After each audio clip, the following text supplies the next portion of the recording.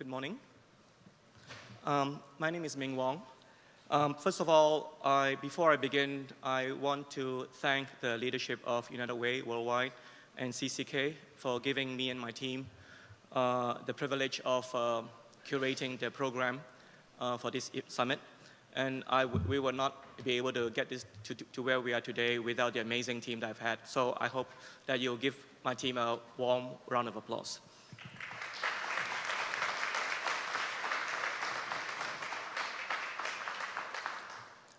Dr. Pan touched on the following key issues in order for us to achieve the SDGs. I think the most important part that he focused on was the importance of stakeholder partnerships and shared responsibility. I think that we are going to continue with the theme, and keeping in mind that the theme of our event is technology and innovation. The first panel that we have this morning is going to expand on that. And if any of you ever doubt the power of technology, please consider this. You give a person a fish, and you feed them for a day. But you teach the person how to use the internet, they won't bother you for weeks, months, and maybe even years. This morning, we are very privileged to have a very distinguished panel with us. I'm going to briefly introduce them and invite each one of them up here to share their introductory remarks. Ford Foundation is one of the largest impact investors in the world, and we are very happy to have with us Ms. Qing. She is the project officer for the Ford Foundation's Beijing office. Samsung Electronics needs no introduction, and its management philosophy is to create superior products and services that contribute to the greater good of the global society. We're delighted to have Ms. Soo Kim, Vice President for Global Public Affairs of Samsung Electronics, with us this morning. And finally, no conversation on social innovation in Asia is complete without including the China Social Entrepreneurship Foundation, also known as the Yucheng Foundation. And we are pleased to have with us Ms. Ling Hui, Secretary General of the Yucheng Foundation. You've heard my CEO, Brian Gallagher, talk about our partnership with Salesforce.org. We have with us this morning Henk, Vice President of Marketing, who will share with us the rather unique philanthropic model of Salesforce.org. And last but not least, we are honored to have Dr. CHOI, President of Corporate Contribution Committee of the SK SUPEX Council, representing the SK Group. Many of you will know that SK Group's chairman is well known for his drive to create both social and economic value in all its operating businesses. So without further ado, I would like to invite Ms. Qing to share her introductory remarks. Thank you. 네, 여러분 큰 박수로 환영해 주시기 바랍니다. Please give her a warm round of applause.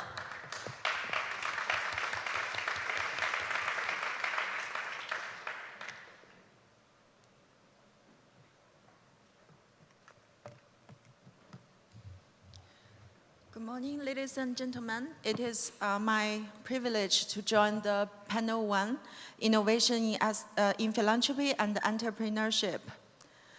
Philanthropy lies at the forefront of the SDGs. The successful implementation of the SDGs will rely on effective partnerships among the UN, government, and the civil society. Just as Dr. Ben just mentioned in his keynote speech, it is a power of partnership. Philanthropy sector is particularly important in this trilateral partnership. The active engagement of the philanthropic actors will not only offer new funding opportunities for sustainable development, but will bring in novel resources of expertise and new perspectives of the field of sustainable development.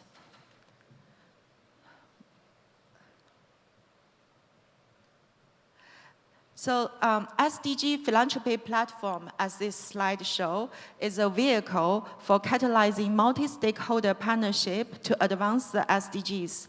It is a project funded by the Ford Foundation, implemented by the UNDP, Foundation Center, and the Rockefeller Philanthropy Advisors. The platform is fostering a multi-stakeholder approach at country and global levels. It also creates an interactive website, the SDG Founders.org, which captures philanthropic data and guides multi-stakeholders to national development priorities and planning. The project currently is implemented in Kenya, Colombia, Indonesia, Ghana, and Zambia. The platform has been piloting engaging foundations in SDGs. It provides grant makers with information on SDGs and incubate collective, innovative, and transformative solutions to achieving the SDGs. So you may be interested to look at the figures. Last year, since 2016, the total foundation SDG funding worldwide amounts to around $68.7 billion. The distribution of the foundation funding by SDGs shows that Goal 3 on health, Goal 4 on education, Goal 5 on gender, and Goal 16 on governance received most of the funding. So that's the world landscape of philanthropy's connection with the SDGs. How about the situation in China? So the next slide shows the work I'm engaged in China, the Chinese philanthropy integrating into the world. In early 2017, Ford Foundation's grantee, China Foundation Center, in collaboration with UNDP China, initiated a project called Philanthropy for SDGs in China, assisting CFC to analyze its data under the 17 SDGs. This project introduced the SDG as a standard international benchmark to evaluate and monitor the growth of the philanthropic sector both within China and abroad. It comprehensively captured the existing contribution of China's philanthropic sector to the SDGs. Actually, it is a further step to help China's philanthropic sector to integrate into the world. Prior to the first report I mentioned, there are other two previous reports with the aim for the international integration. One is unleashing the potential of philanthropy in China. The other one is internet philanthropy in China.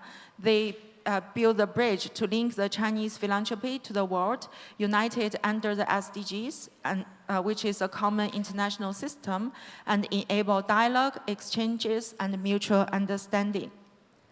So what is the key findings? Based on a powerful database, in-depth data analysis, and present the results through various data visualization tools and a real-time publicly accessible platform, this project shows that the investment and focus on SDGs from the Chinese philanthropic sector are quite imbalanced. Actually, if you see the slide, you can see the heavily invested goals are Goal 1 on poverty and Goal 4 on education, and Goal 11 for sustainable cities and communities. So this project will help to normalize the use of SDGs as a basic communication tools among the stakeholders and encourage the Chinese philanthropic sector to become more aligned with the SDGs. So it is estimated that the SDGs would require about $4 trillion a year to be accomplished by 2030. It is well above the $1.4 trillion currently being invested annually. So realizing the SDGs will require harnessing the power of the investment capital. So the last slide shows a little bit about Ford Foundation's work in philanthropy and impact investment. Ford Foundation aims to grow and strengthen the practice of impact investing through strategic grant making to generate market infrastructure, broad correlation building, and our own financing investment. In April 2017, Ford Foundation announced its commitment up to $1 billion from its $12 billion endowment over the next 10 years to mission-related investing. Two initial areas of focus are affordable housing in the United States and accessible to financial services in emerging markets. The aim is to earn not only financial returns, but concrete social returns that would align Ford's mission to reduce poverty and injustice. So in China, Ford Foundation will focus on creating an ecosystem of philanthropy and impact investing where research, data, standards, and key actors interact in a more enabling environment. We'll continue our investment in groundbreaking ideas, leading individuals and institutions and networks to strengthen the strategic partnership with the Chinese philanthropic sector. Ladies and gentlemen, the SDG provides immense momentum to help us to continue building on the decades of work where many of us have already been doing. They have the input and the backing of millions of people from around the world. If we work together to harness this movement forward, we can create more powerful change. Thank you. 네, 여러분 큰 박수 부탁드립니다.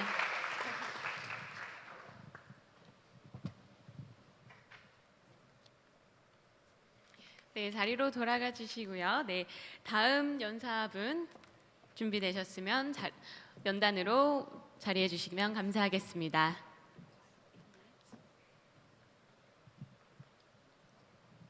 She was exactly on time, so I will try my best.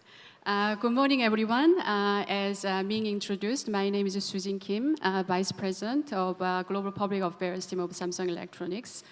And it's a real pleasure to be with you today amongst industry peers and organizations who are doing such great work around the world.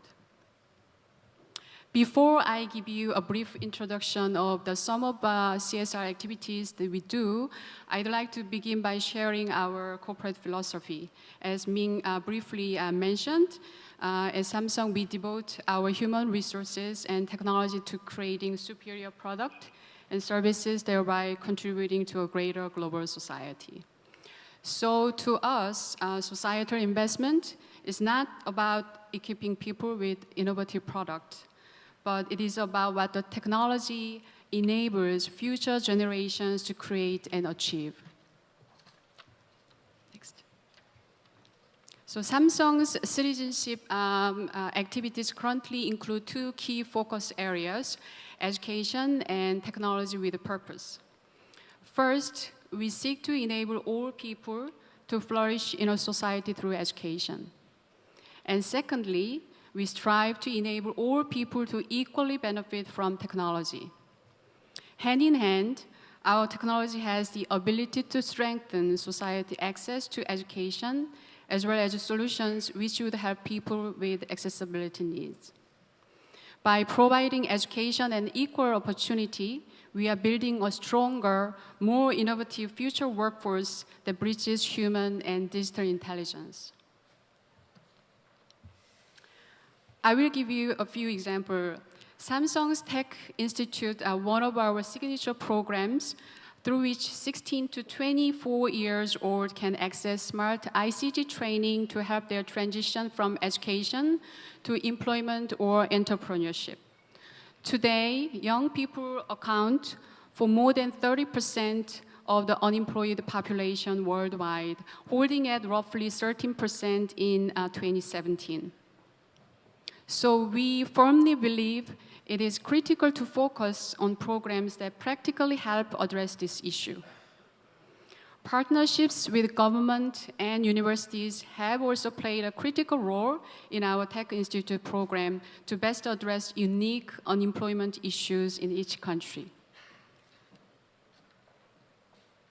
So Samsung Tech Institute have been powerful change agents in society.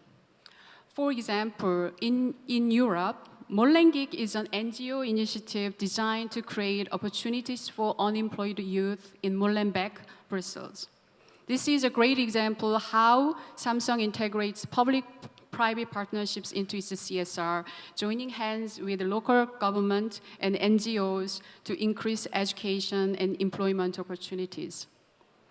This digital startup incubator in terror-tarnished Molenbeek area utilized our technology to tackle the social challenges of youth unemployment.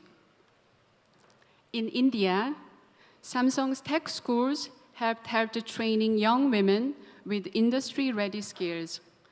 Samsung dedicated resources to empowering young Indian women to engage in our Tech Institute, such as Sima Nagar, a girl from a small village in Rajasthan. Since 2013, we've opened more than 1,300 smart schools in 86 countries, and about 2 million students have benefited from the digital education. There are more than 200 tech institutes globally, and we've trained more than 85,000 students to equip necessary tech skills. Another good program is called the Soul for Tomorrow. This program encourages students to use science and technology to find solutions to social issues in their communities. More than 640,000 people have participated so far, and these young people come up with amazing ideas.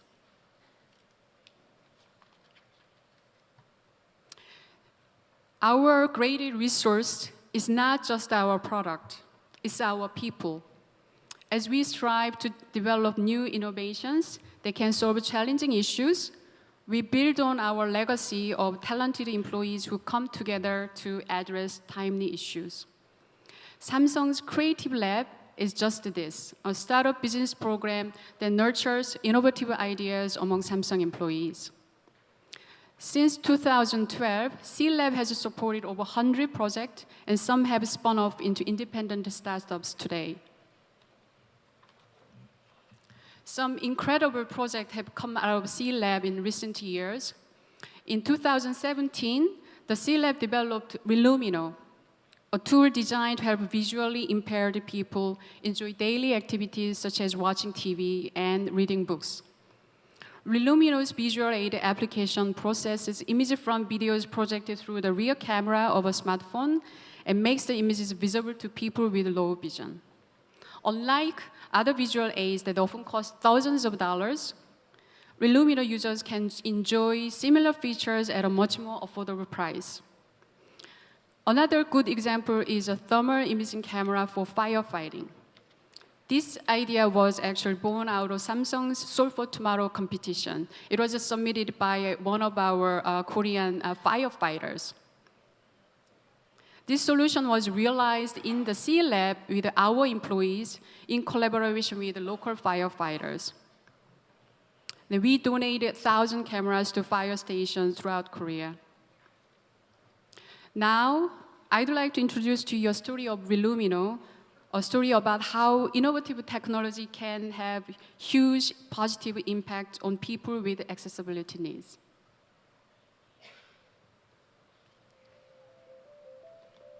앞에 누군지 알 것 같아요. 머리는 여자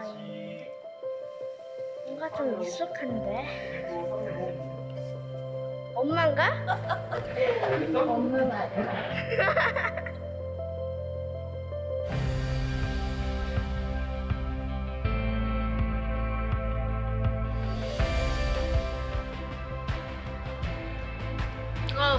어떻게 눈물 나? 너무 좋아요. 이런 디자인도 되게 잘 보이고 색깔도 되게 잘 보이고 정말 쇼핑은 혼자 가서 할 수 있는 게 정말 행복한 것 같아요, 진짜.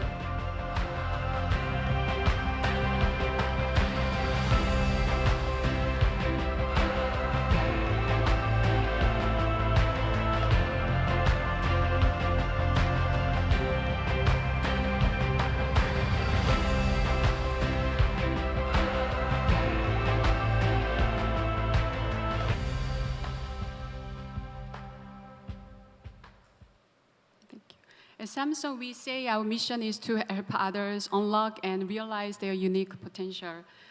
And our business tries to make what can be made, but we do this so others overcome challenges that seem impossible. It truly is a beautiful privilege to utilize our technology for good to help create a better future for others. Thank you. 네, 여러분 큰 박수 부탁드립니다. 네, 감사합니다. 삼성전자 글로벌협력그룹 상무 김수진님의 강연이었습니다. 네, 그럼 이어서 사회적기업가 재단 사무총장 링회유님의 강연이 있겠습니다. 네, 여러분 큰 박수로 맞아주시기 바랍니다.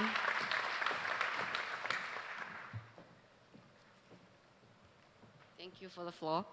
I really appreciate this opportunity to share our story as U-Change's role as an enabler of cross-sector social innovation in China. And 11 years ago,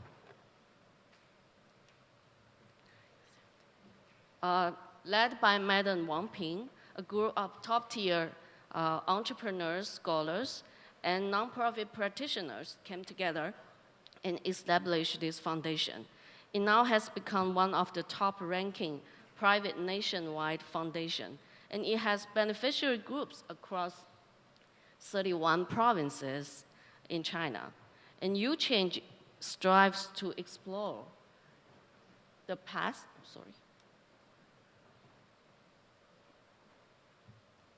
excuse me. No, the previous slides. Okay. No, the previous one. Can I do it? No, not from here.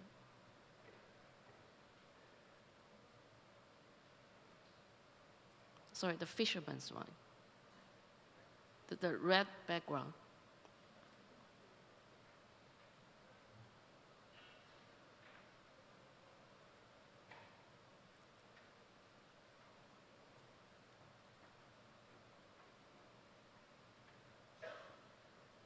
Sorry, I just go.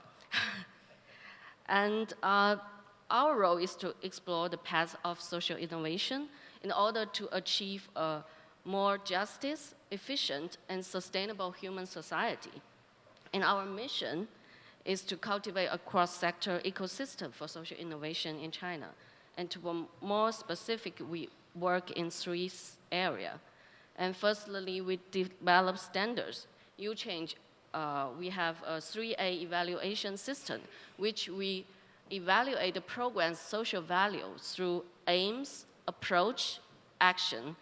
And this will contribute to the development of social value investment because we have decided which one to invest.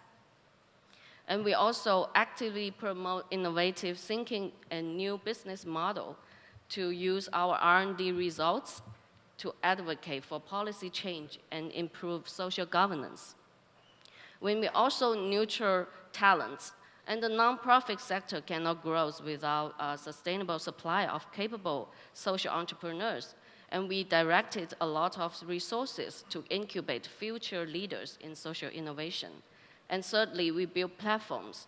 Many of our projects include partners from government, academia, business, and the third sector to create a synergy to solving social problems. And this type of collaboration can provide systemic solution to social problems in order to catalyze and maximize their social value outputs. A recent example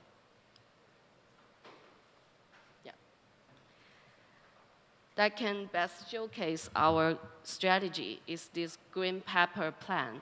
This is a collective effort to support young teachers in rural area. Why it's called Green Pepper? Because young teachers, 青年教师 in Chinese is the similar pronunciation of young pepper. And as we know, public education in China has made huge progress in the recent decades. And as compulsory education enrollment rate getting closer to nearly 100%. However, the quality of education in rural area is still far below national average. People describe the situation of young teachers as they cannot go down deep enough to the village, and they can't stay for long, and they can't teach well. So every social problem, we say, will be massive due to the huge population in China. But on the other hand, small NGOs, they struggle to do their own bits, but have not seen greater changes in the whole landscape. So in order to narrow this gap between cities and villages, U-Change integrated numerous resources across different sectors to create this collective impact on rural education. And you can see on the slide, U-Change, based on our experience on massive online open courses and program planning, and after communicating with various stakeholders, we planned and implemented this Green Pepper Plan along with the key partners, such as Beijing Normal University, which is the best education research institute, and the CC Talk, which is a commercial internet platform for sharing classes. They said that cover 10 million users, and the state and local government bureaus, like the Ministry of Education and some other NGOs. And our common goal was to support young teachers by providing them with internet-based training, resources, and teacher community building. And the most noticeable feature of this program is that how we harnessed the potential of internet and provide valuable resources to the most crucial link in the rural education, which is the teachers. And we have provided 33 online live classes covering topics from education ethics, principles, methodology to future education for the teachers, which are rare opportunity for all the young teachers in rural school at their early career stage. And we have reached more than 34,000 teachers. And we have designed this special platform, which we can track the teachers' online activities and to collect data and monitor the program's reach and impact across China. And we are also trying to engage data scientists to unveil the value behind those data. And through our 11 years of adventure in social innovation, and YouChange have implemented many successful projects like Green Pepper Plan by leveraging social resources, not just our own, but uniting stakeholders who won't otherwise work together. But we are aware that there are still a lot of social problems for us to work together. And I hope to discuss that more deeply with you. Yeah, thank you. 네, 큰 박수 부탁드립니다. 좋은 강연 해주신 밍 회원님 다시 한번 감사의 말씀드리겠습니다. 그럼 이어서 salesforce.org 총괄 마케팅 본부장님 행크 캠퍼님을 무대로 모시겠습니다. 연단으로 자리해 주시면 감사하겠습니다. 여러분 큰 박수로 맞이해 주시기 바랍니다. Thank you very much. I looked at this, the group standing this morning. I was going, how do you follow that up? Must be the greatest opening act to a conference ever.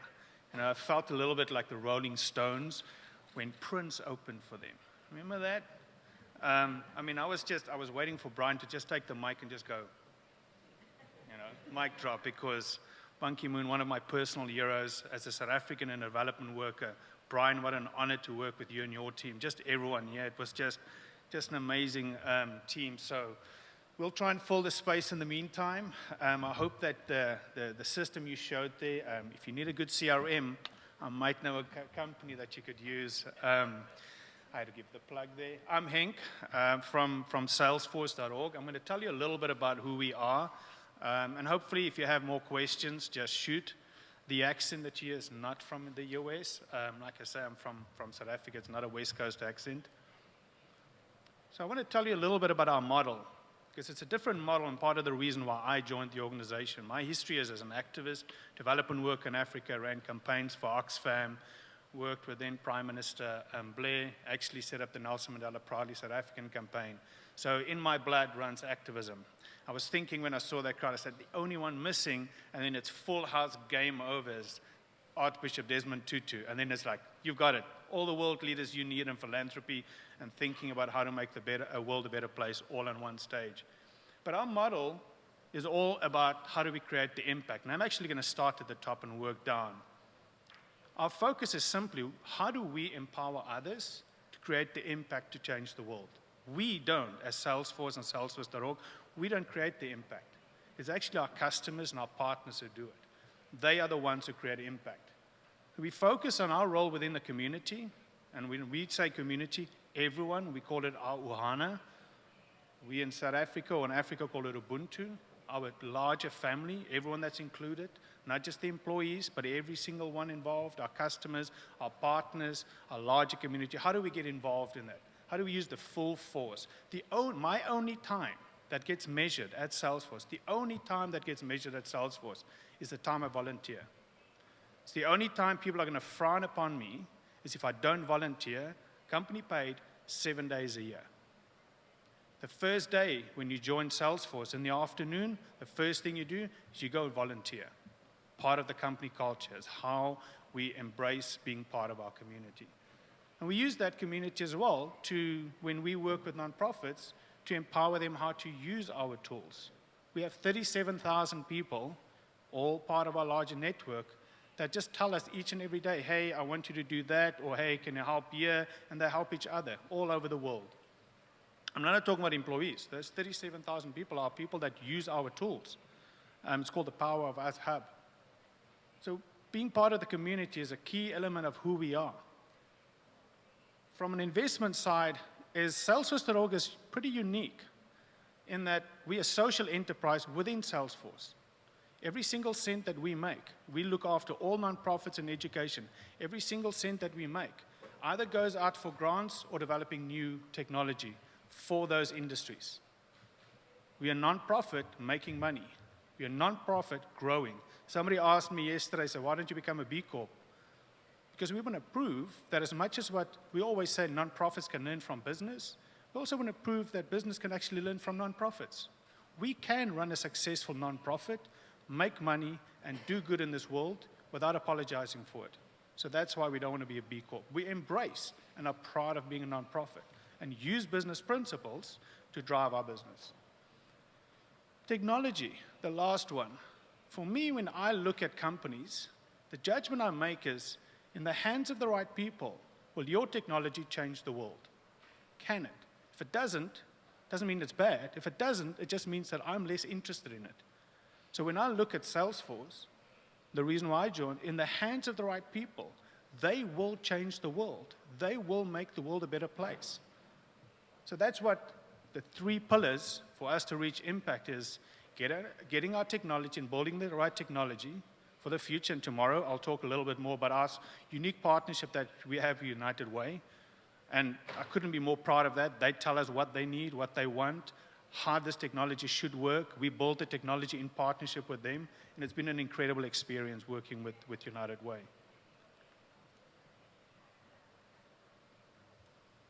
Oops. So here I want to just talk a little bit about our model from how we have grown. We've grown from when we started, the first part that everybody knows about Salesforce is the 1-1-1 model. 1% of your time, 1% of your profits, etc.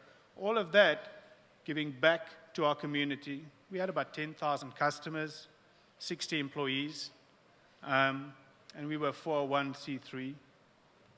We've grown in FY14 to FY18 into what we call the social enterprise, where we resell our technology at a discount or we give it away for free, and we grow the market reach. We grew to 35,000 customers, almost 1,000 employees, and we're a public benefit company, a tech company for profit. And we see the future of where we're going, FY19 and beyond, is developing new products. And this is where this partnership with United Way is so unique. It inspires us to look and say, what's the products that we need? This is the kind of product that the world needs to change it, create a better world. 100,000 customers, 2,500 people. I started a year and a half ago. I was the 7th employee on my team, and I have 35. It's been a fantastic ride, and I couldn't be more proud of being part of the team. But I'm going to leave it more open to questions and just say, we usually start at Salesforce with this. For those who've ever been to a Salesforce event will know that we start off with a thank you. Because a thank you is, none of this is possible without you. When we started Salesforce, when Mark Benioff started Salesforce, he asked one simple question, not about what product he wants to sell. What kind of company does he want?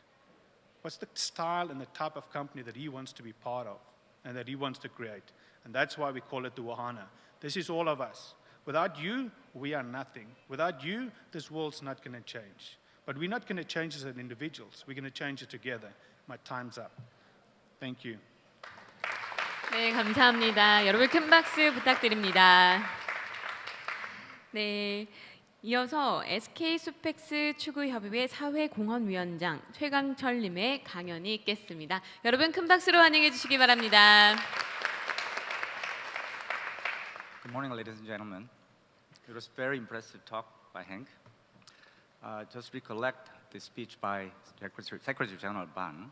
He concluded his speech by giving, sharing with compassion. I think our panel members have their translation or their version of giving, sharing with compassion. And some of us are from third sector nonprofit organization. And some of us are presenting the social enterprise as a between organization between the nonprofit and for-profit organization. My brief talk, I'd like to give you an example of SK's translation of giving, sharing with compassion, using our business. And the title is Beginning of New SK with Social Value Creation. Philanthropy, i.e. giving, sharing with compassion, in SK terminology is creating and sharing social value that equates to philanthropy in SK Group. SK Group was founded in 1953, 65 years ago. And when we say new SK, we have to look at what old SK was. And we have just celebrated 20th anniversary of the third chairman. By the way, SK was founded by the father of Chairman Choi Shin-won. So it's no surprise that Choi Shin-won is still very active in philanthropic action, which is embedded in our DNA of SK Group. Last year, SK operating companies changed their articles of incorporation, in Korean, 정관. It says the mission and purpose of each and every organization of SK Group. SK Group consists of more than 100 operating companies, and SUPEX Council provides the guidance at the corporate level in different functions, and I'm leading CSR-related activities, but it is really going beyond. It goes far beyond the CSR traditional. So on January 2nd this year, our chairman declared that year 2018 is the beginning of new SK, and what makes the next years to come different from the past is the addition of social value into our core business. So I'm going to share what is happening within SK.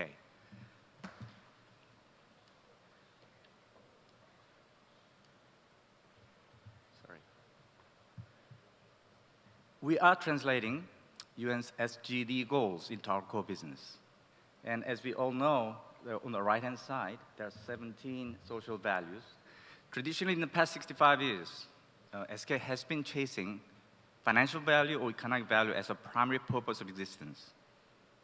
Now, we are trying to add the social value as a core mission or purpose of our organization, and we are doing very interesting experiments starting January this year. Now, we looked at the 7 SDG goals, and in the context of Korea, our government has already selected 9 areas that need more attention because it has more gaps than others in relative terms. So, in creating social value and sharing it, i.e. giving and sharing our values with our community at large, we are doing 3 things, and I'm going to briefly explain what they are. First, as previous chart indicated, we are going to measure the social value in monetary terms, which is very unique. And we are going to evaluate and reward our CEOs based on their performance on 2 areas, which we call double bottom line. That was described last year, and with the conjunction of the changes in articles of incorporation, which clearly states the purpose and existence of our SK Group companies at large are for creating double bottom line values and sharing it at large. So the DVL, to make it happen, our chairman requested all CEOs in June that in October, our annual gathering, each CEO is supposed to report their plan to reorganize the organization, reform or change their measurement of performance, and reward the CEOs themselves and the employees. By the way, we got about 90,000 employees on about 100 operating companies on the SK group. So it is indeed a major transformation about not only the purpose of our organization, but how we perform and how to reward our behaviors. So that's the first point. And the second point is shared infrastructure and the creating social enterprise ecosystem. Let me briefly cover each one of them briefly.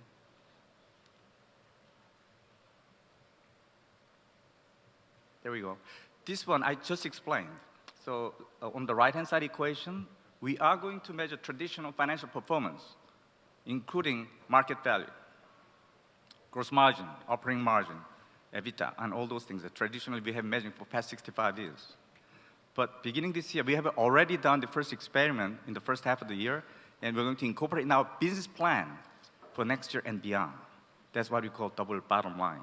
We believe that without doing this, enterprise is not going to be sustainable. So it's not an option, but it's a requirement for sustainability of the major companies like SK. Second, this is what's happening within the organization, but we are also expanding our initiative with our partners. Secretary Ban Ki-moon really emphasized the networking because we cannot solve the problem alone. The main means by which we are going to implement within SK is what we call shared infrastructure. And it's very consistent with the philosophy of sharing economy. So we already made it open to public in Korea and abroad that we are going to share every asset possible that we can share with other business partners and community at large, including hardware assets like office equipment, but including software assets like our methodology, technology, licenses, and even data, provided that we can abide with the confidentiality acts. And we believe that this sharing will create the infrastructure, create more social value with others. Lastly, go back one slide, please. We are doing the third thing, which is to create the social enterprise ecosystem, and this one we cannot do alone, but we are becoming a catalyst to create social enterprises in Korea. We're doing a lot of interesting experiments by fostering them, giving cash incentives at large, and implementing some measurement systems, and which will be very interesting. We have been doing that for more than 10 years. And we now feel that we're now ready to expand to social enterprise at large, so that's the third point. And lastly, I begin my presentation with declaring that we are going to start new SK after 65 years existence with the intention to transform ourselves. And we just launched our journey, but this journey, we just started without really knowing all the implications. So we declared that we are going to build a ship while sailing, because ship is not completely built yet. But the direction and the destiny or destination are very clear.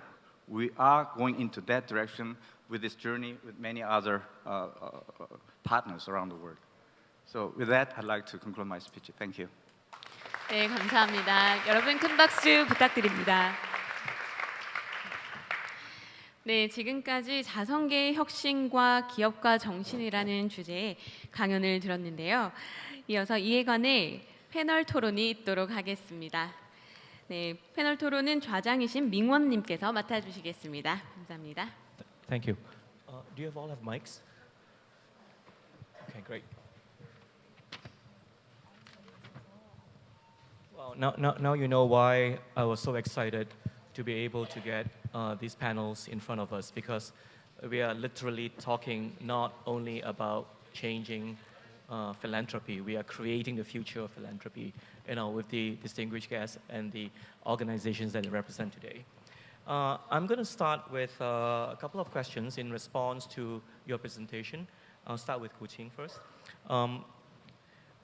Obviously, the impact investing is in its infancy in China. And the fact that Ford Foundation has announced $1 billion to be directed towards building a space is very exciting. I know that the ecosystem needs to be built, but there are also a lot of policies that link to ecosystem building. And obviously, as an American foundation, it's not necessarily easy to suggest changes to Chinese policy, among others. I wanted to, if you could share with us a little bit more, what is Ford Foundation's approach in China in particular, in terms of building the ecosystem? Thank you, Ming. Actually, Ford Foundation now has a new program area. That's why I transformed from my 9-year UN career to the Ford Foundation, because they create a new program area in China, which is called Philanthropy and Impact Investing, which is to harness the philanthropic work Ford Foundation is engaged in China from different program areas like the urbanization and poverty, gender and equality, and some other areas. Impact investing, as Ming just mentioned, actually is quite a Western type of idea and practice. It is introduced to China not long ago, maybe 2 or 3 years ago. And now the current ecosystem developing is in the rudimentary phase. So Ford Foundation, with our mission-related investment announced in the United States, which focus on affordable housing, will actually want to bring more ideas and bring more knowledge to China's impact investment landscape.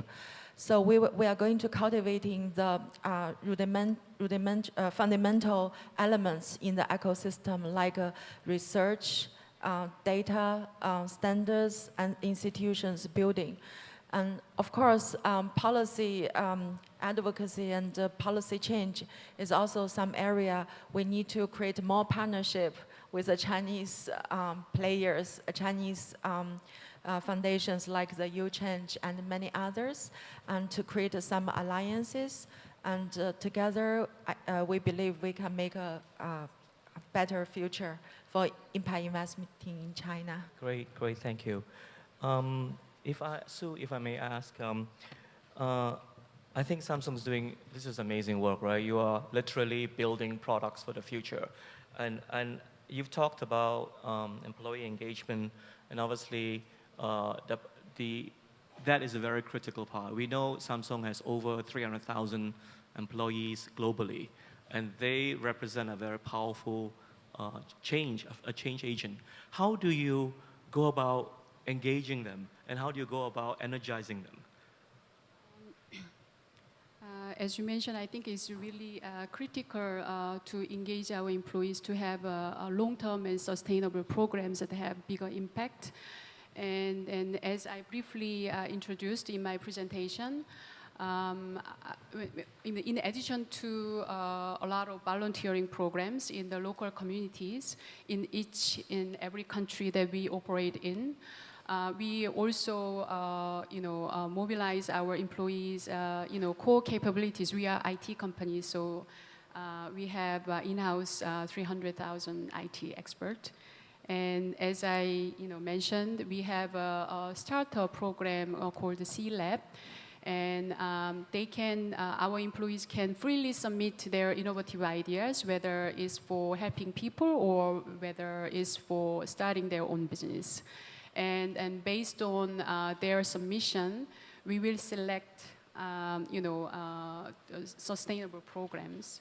And then our employees can collaborate among themselves or partner with outside, NGOs or other people to actually, materialize their concept.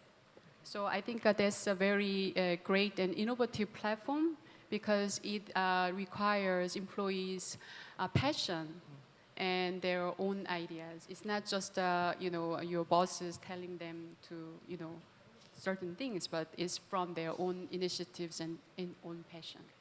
May I just ask a follow-up question? Obviously, partnership is important, and you've given some examples in Europe and in India that you work with outside partners.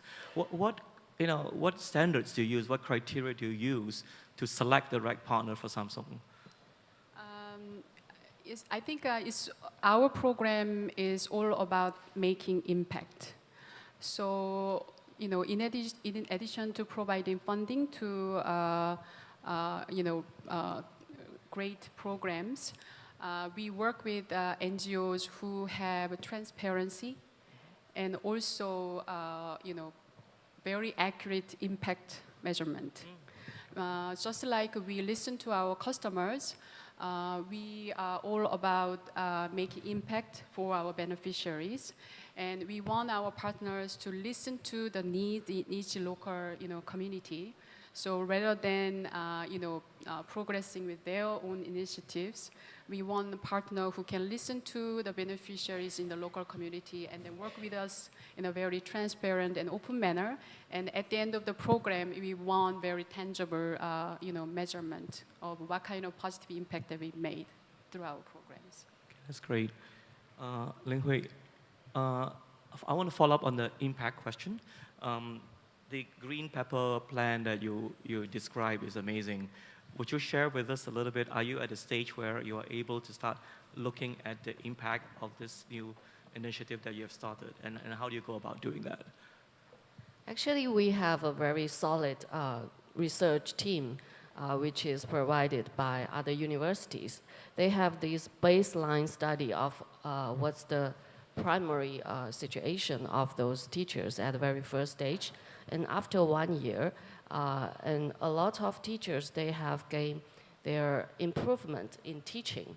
And there are a lot of indicators. It's like the interaction with the students and their improvement of the scores in the exams, and other, whether they are active after schools. And there are a lot of that. And we kind of plan to have this evaluation report submitted to the Ministry of Education, and to demonstrate that this online training model works for all the rural teachers.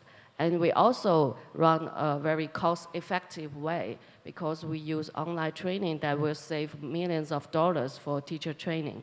So we will prove like the impact on the beneficiary groups and also cost saving for the government. So that will make us like the advocacy way of doing our program. Yeah, that's great. The one thing that in your presentation that struck me was how you very casually mentioned that, oh, we will also get some data scientists to work with us to analyze this big data. And that brings us into the Salesforce. I know, and Salesforce is working with you in another way, and I understand. I'll let Henk talk a little bit about. There is an AI engine built within the software, and how we look at data. Maybe Henk can share a little bit about the work that you do, and what is the role of big data, and how can we use it to make good decisions, in philanthropy. Yeah, when you ask data, I hear a voice right here. Her name is Jen. She's my marketing operations person, and she always tells me two things. She says, if it's not in Salesforce, it doesn't exist. And that leads to the second point. Every piece of data counts. You can't make decisions without good data. All the artificial intelligence in the world is not going to help you if you don't have the data to help drive that. So with us, everything starts off with data. It informs how we drive innovation in our company as well. Each and every single piece of it is driven by, do we cross all silos in data? Because we all build silos. And the thing about Salesforce is our platform is we don't care about silos. You know why? Because your customer and your stakeholder doesn't care about silos. When a stakeholder talks to Salesforce, they don't go, am I talking to marketing or am I talking to, they don't care. They care about, I'm talking to Salesforce. So being able to drive that data to make artificial intelligence work for you is a key part. But it's not just the data. Like I said, the key part of making data work for you is to cut across all of your silos. Because everyone has got everything from a spreadsheet to actual data. And how do you make all of that seamlessly work together? And that's why the Salesforce platform has always been open.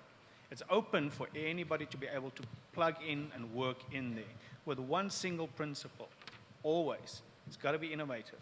It's got to, how do we drive constant innovation in making sure that we stay ahead of what our stakeholders want and what they need. Casey, would you like to expand on that? Because I remember you saying you're sharing infrastructure, not just the physical assets like office space and so on, but really information, data. Because that's really something. How do you balance, privacy issues, with giving people enough information to make the right decisions? It's a very tough job, but I would love to hear your thoughts. Yeah, it is indeed tough. Before getting into the specifics of sharing data, let me give you an example of sharing hardware assets. SK Innovation is in the energy business, oil and gas and refining petrochemical, and SK Energy, as one of the operating companies, owns 3,500 gas stations in Korea. Earlier this year, we made an announcement to public on the paper. Anybody who wants to use our 3,500 gas stations with some creative idea, with a social value in mind, please make a proposal. We receive hundreds of proposals in a month, and then that plan is already in progress, implemented.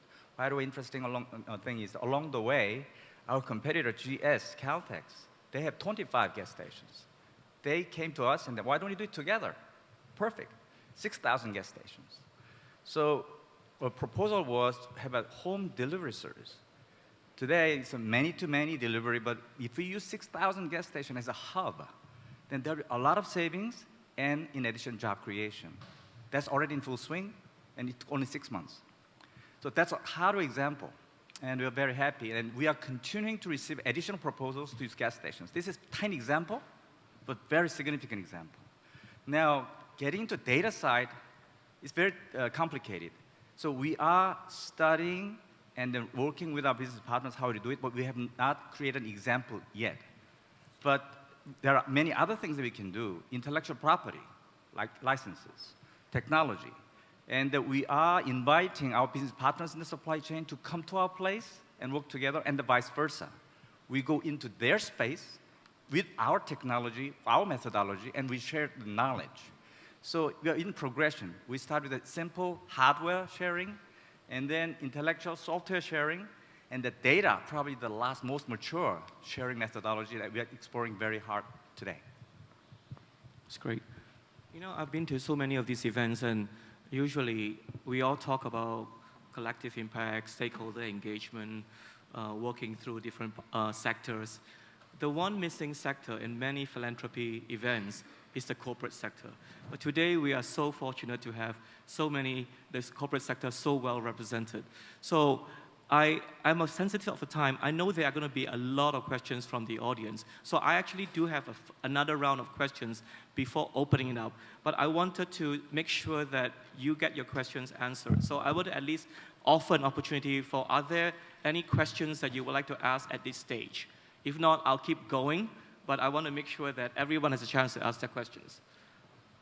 If you just raise a hand, and yes, can someone please pass the gentleman a mic, please? In the front, on the right, on my right.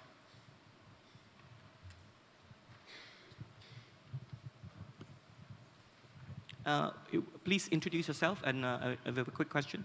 Yeah.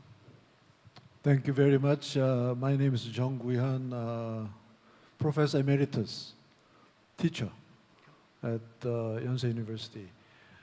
Thank you for excellent presentations, the panel. My question is to Mr. Chul, SK. And what SK Group is doing is very impressive and perplexing. Because SK Group is saying, okay, we have double bottom line. We want to make profit, and also we want to contribute to the society. Now, double bottom lines sounds very exciting, but if you really want to implement, I think you will face some dilemma that sometimes goals, profit goals, and creating social value goals may conflict. So my question to you is, number one, is SK Group serious about this, having double bottom line? Number two, when you have conflict between these two goals, in the end, which will be your priority? Thank you. Thank you, Professor Chang. These are very common questions that we receive from our CEOs. But to get to the answer directly, Are we serious, SK? Absolutely. The typical question is, if there is a conflict that you may have to lose financial gains or financial performance to pursue the gain in social value, what are you going to do? And our chairman's clear answer is, in short term, it's okay. If it had to be a trade-off, it's okay in short term. In long term, this is belief. In long term, we believe that by pursuing these things together, not or, but and, will in the end make our organization more successful. And also, going back to the theme of philanthropy, will be a great organization that will be respected by the community at large. So going back to your question, yes, we are serious. And that's the reason why I mentioned that we have already requested CEOs of all companies to change their organization, change the measurement, change the performance measurement, and reward. This shows how serious we are. But as I said, we have begun the journey while building the ship. Ship has not been built yet, but we're not going to wait. Let's go, and that's where we are. And I should also add that Casey is not just your typical or traditional CSR professional. He was CEO of an operating company. So I think he brings unique perspectives. It's a hard challenge for sure, but he has some, I think he's a man for it. By the way, that's an interesting remark. I ran the company for 10 years as a president and the vice president for another 10 years, but 20 years. And my sole purpose of my role was to make money. And corporate put myself in this role with a mission of philanthropy at large or social value creation. And that, I think, is an interesting appointment itself. I want to add there on a philosophical level that I always start off with a company and say, if you don't have a social mission, then you're selling snake oil. If your bottom line of your company does not contribute in some way positively to society, then you're selling snake oil. What is the use of you as a company? Every single company, if you go down to the roots of every single company, started because of a societal need. Now, it doesn't mean that there's zero impact. We're all going to have impact. We breathe as humans. We have impact. But that's why I applaud the and part, because that is embracing that to make money, you have to contribute to society. But you're going to have a negative impact as well, as long as on balance, we can make it in a positive line. Would the other panelists like to share something? I want to add one bit to that as well. And last year, we have done a research on the Shanghai and Shenzhen stock exchange. We select 300 listed companies, and we do the social value evaluation for all these 300 companies. And we pick the top 99 together, and we formulate an index. And that index, we backtrack to like 18 months. It beats all the mainstream index. The performance is really good. So I think according to this topic, you can do well while doing good, or you can doing good while doing well. It can be the same. You don't really need to like put it one end and another, and you can do it all the same at the same time. Yeah, that's our findings. Yeah, I can share that report with you. It's in English. Thank you. Okay. Any other questions? All right, I have, and in that case, I'll continue asking my questions while you think of questions. Now, I just want to make sure that that time that says 2.5 minutes, that's actually 12.5 minutes, right, to the end of my session. Is that correct? Yes, it's Okay. till 11:30. 11:30. Okay. Yes. In these sort of panels, right, usually the moderator asks all the questions, right? But we are all experts here. I'm sure any one of you sitting here can be just as good or probably a better moderator than me. So I want to give you an opportunity to ask a fellow panelist one question. You listen to their, and I'll start with Qing. You can select which of the panelists you would like to ask the question, or you can ask a general question, and one of them can offer an answer. So please, what would you like to ask the other people? Yeah, well, I think I'm very privileged to join this distinguished panel, and many of them are from the business sector.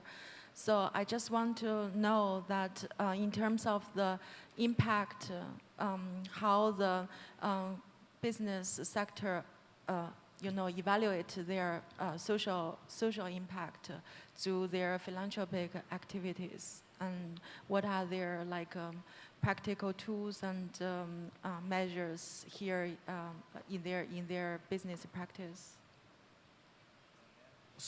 Sue, you want to give it a shot? Samsung. To be very frank, we've been focusing on building programs and then providing our programs to as many beneficiaries as possible.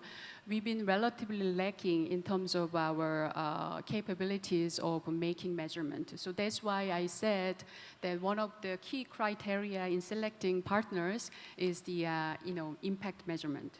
So that's my take.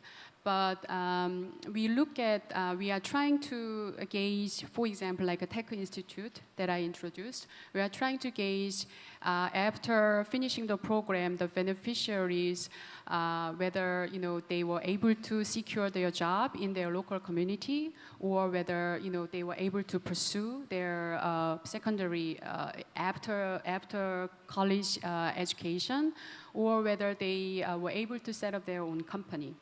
And for the smart schools, we measure, after the classrooms, after the program, whether students and teachers, their digital skills have been improved, and whether they were more engaging in classrooms, and whether their literacy level has gone up. So those are primary key KPIs that we look at. But as we go into further impact assessment, I know that the measurement can be more sophisticated and more developed. But I think we are on a journey in terms of the impact assessment, because we know that it's very hard, and depending on the programs and the community and the population, we can't really apply universal measurement. So we are trying to work with our partners to come up with the best sustainable KPIs that we can rely on for impact analysis. That's great. Ling Hui, would you have a question for any of the other panelists? Actually, you can ask me a question too. It's open season. Yeah, I've got a question for Henk. Yeah. And how's your clients in Asia, like this region, how they perform and using your philanthropy cloud? I don't think on Philanthropic Cloud we have an answer yet. It's, the product was literally launched, what was it, 2 months ago? A month and a bit ago? Yeah. So it's not in Asia yet. The immediate focus is on the US, see how the market works in the Americas and Canada, see how it works, and then we continue to expand, and that is completely in the United Way. It's their product to see how to expand that as well. So I can't specifically answer that question. So because the product looks amazing, so maybe it is amazing, yeah. right, Brian? Yeah, maybe you can come to Asia and partner with this room, right? Well, and tomorrow we'll talk a little bit more about the product specifically as well. We'll go into a little bit more detail about the philosophy behind it, where it is now, where it's going in future. So absolutely, more than happy to share more of that. Yeah, it is, and I just want to say that working with United Way on this has been it's just great to work with an organization that's got this kind of vision and this kind of depth in knowledge to be able to build a true partnership in this. It's amazing. I can't wait for the next 2 years. I can't wait for what we're going to do in 6 years' time. I think we're going to blow our own minds on where we're going to end up. And Henk, since you have the mic, do you have a question for one of us here? Yeah, a question is, on innovation. How, and I'll open it to any of you, how do you ensure innovation is in your organization? Because we easily talk about innovation, but innovation isn't that easy. People don't like to fail. Innovation means you have to be comfortable with failure. How do you bring innovation into the work that you do? Open to anyone on the panel.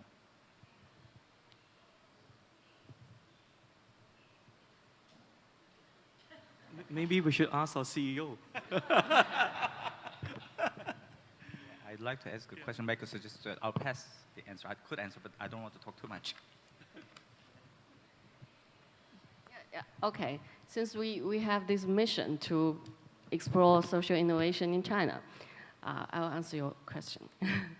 And we have a kind of mechanism to screen for all kinds of social innovation across China. We do champion, we do contacts, we do workshop with local communities and also social entrepreneurs. Sometimes we put a specific topic like education, garbage recycling, and other kind of issues that people will care about. They will come up with millions of ideas. And sometimes we will have observer to pick some of them. And even some people, they team up to say that we want to do this. Can you support us? Then we will try to give them maybe seed money and also some experts in the field to help them. So that will be not just our organization innovate ourselves, but to engage the community and more large scale of people. Then we will have millions of innovative ideas and models. And we put the ecosystem for them to grow. Yeah, that's our job. I think Qing wants to add something maybe as well. adding to Lin Hui's response, actually innovation also is one of the focus of Fall Foundation's work. Fall Foundation has a principle of 3 I's. That is like groundbreaking ideas and very important individuals and institutions. So in our grant-making process, we are always trying to encourage the innovative ideas that have some pioneering effect, so that we will support them at a very nascent or rudimentary phase. And also for the individuals, also a very important area we look at, and we think that the change makers and with innovative ideas is really the driving for the development of the society. So in our grant making, we attach to the 3 I's to make sure innovations happen in the process. That's great.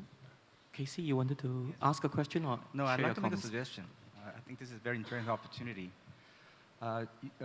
You asked a question about measurement. In my presentation slide, I quoted Peter Drucker by saying, if you cannot measure it, you cannot manage it. The fundamental challenge with a not-for-profit organization is how to allocate our precious resources where there will be a maximum impact. We can measure input, output, outcome, and impact, and it's a very complicated subject. We have experimented with social enterprise, about 130 companies for 4 years. And we have implemented a measurement system where we can translate social venture into financial value.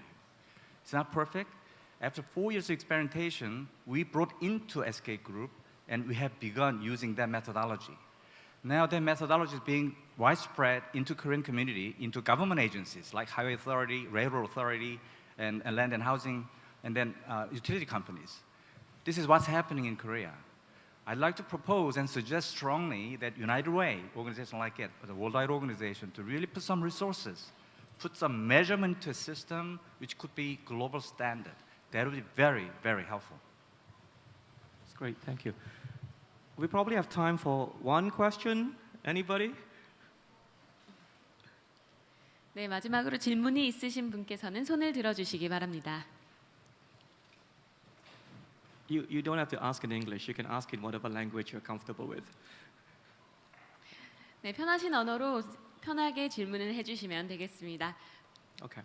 If not, I will then seek to close the panel. But before I do that, we often attend a lot of events like this, right? You have taken important time out of your daily schedule to come here. I would like to give each of you 20 seconds to share a message. It's either you can share a message with the audience or a call to action. So maybe we'll start on this side and then we'll go down. I've already said what I wanted to say, so I'll pass. Then I'll take all 40 seconds. I'll take his 20. 2 things. Work together. You know, this idea of Ohana, we're only going to make this successful if we all work together. Reach out to those who don't like you, because that's how you're going to change the world. Those who love you are still going to love you tomorrow. We have to change the middle and the others. So don't just focus on those who love us. And the other one is don't focus on minimizing your impact. Focus on maximizing the positive that you can contribute. Too often companies focus on how can we do less bad instead of focusing on how do we create a better world through the use of our technology and products. So that's my 60 seconds. Sue? I'd like to, maybe add that yes, in the process of making continuous innovations, we will have a lot of failures, but having a great success, even though it's just one, will actually feedback to our employees' passion, and then they will continue to try. So like a Relumino program that actually gave our employees, really great example and how positively we can use our core capabilities to make a great impact. So although in pursuing our goals, we will have some shares of failure, but I think it's important to have really one good success, and then that will feed a lot of new trials going forward. Great, thank you. My message will be, if you come to China, do contact me. Yeah, we will be your landing point to know the real China and our lessons and our experience. I have one message. Just as Dr. Ban Ki-moon stressed, SDG is leaving no one behind. Philanthropy is a way to make sure SDG can be attained by 2030. So let's be united in a way to marching towards a better future for all. Thank you. Casey, last chance. I understand that this is the first time where United Way and 사랑의열매 work together to create this wonderful forum. I hope that this will continue going around the Asian country, but I hope that in the near future we bring this forum back, and then at that time probably we can put together a much better one, although this is already good. Thank you very much. Well, thank you to the panelists. Please join me for a round of applause. Thank you, everyone. 네, 여러분 큰 박수 부탁드립니다. 네, 지금까지 수고해주신 연사분들에게 큰 박수 부탁드리겠습니다. 감사합니다. 연사분들은 자리로 돌아가